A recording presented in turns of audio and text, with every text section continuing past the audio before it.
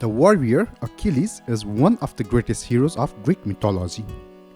According to legend, Achilles was extraordinarily strong, courageous, and loyal. But he had one vulnerability, his Achilles heel.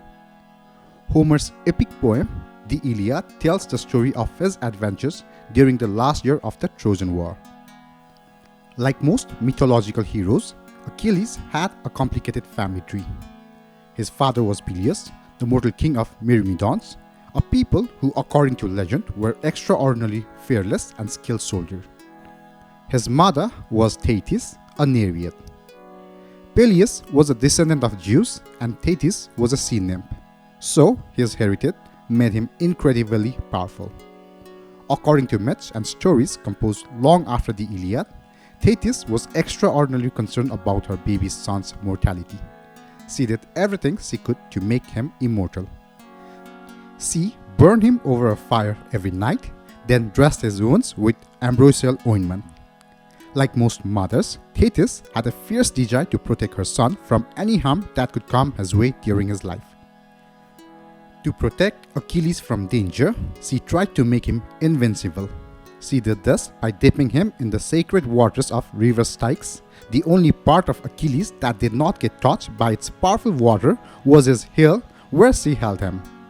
As a result, Achilles was invulnerable everywhere but not his heel.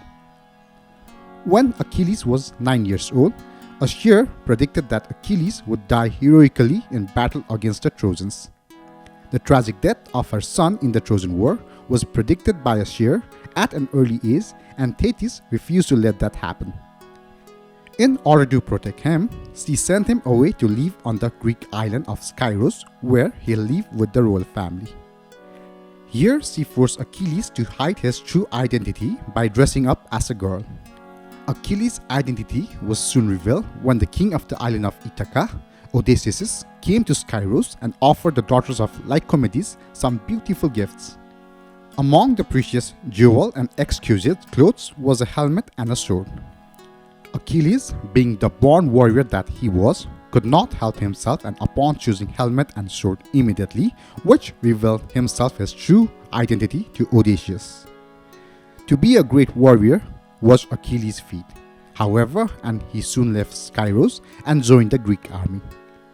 When Homer wrote the Iliad in about 720 BCE, however, readers and listeners would not have known any of this. They only knew that Achilles was a great hero and that he had a superhuman strength and courage and that he was supremely handsome. Achilles was vengeful and quick to anger and could be petulant when he did not get his way. Also, he was also deeply loyal and would sacrifice anything for his friends and family. According to legend, the Trojan War began when the god king Zeus decided to reduce Earth's mortal population by arranging a war between the Greeks, which Homer calls them the Achaeans, and the Trojans. He did this by meddling in their political and emotional affairs. At Achilles' parents' wedding banquet, Zeus invited the prince of Troy, a young man named Paris, to judge a beauty contest between the goddess Hera, Athena, and Aphrodite. Each of the goddesses offered Paris a bride in exchange for his vote. Aphrodite was the most alluring. She promised to give the young prince the most beautiful wife in the world. Unfortunately, the most beautiful wife, Helen, the daughter of Zeus, was already married to someone else, that is Menelaus, the king of Sparta. At Aphrodite's urging, Paris went to Sparta, won Helen's heart, and took her back to Troy. As his wife was taken away from him, king of Sparta, Menelaus vowed revenge against the prince of Troy, Paris. Menelaus assembled an army of Greece's greatest warriors, including Achilles and his Myrmidons, and set off to conquer Troy and get his wife back. In Homer's telling, this war lasted for 10 bloody years. The Trojan War was where Achilles really began to shine. Achilles was unstoppable throughout the Trojan War. He killed many of the greatest warriors of Troy.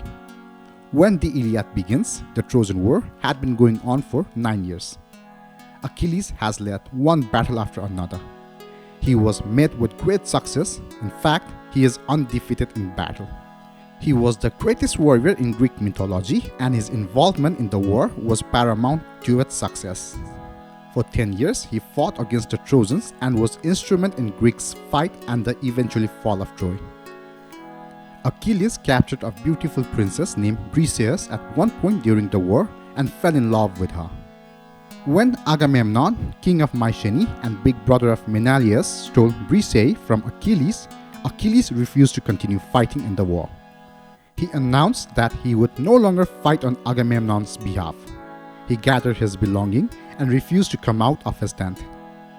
When the Greeks' greatest warrior, Achilles, refused to fight in the battlefield, the tide began to turn in favor of Trojans.